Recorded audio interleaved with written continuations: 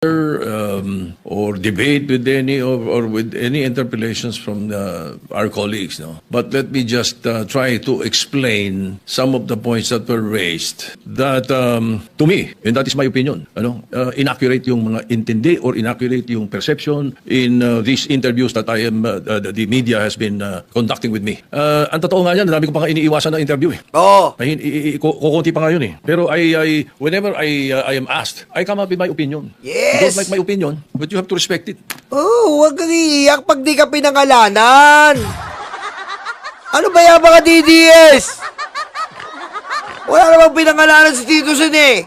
Ha? Wala siyang pinangalanan, ba't umiiyak kayo? Kasi sabi ng lolo ko, the great my grandfather, di ba? Pag umiyak ka, sapul ka.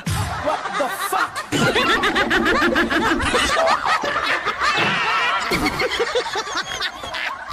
Diba? Kapag umiyak ka, nasa pool ka. Oh, si Bato umiyak, parang tanga.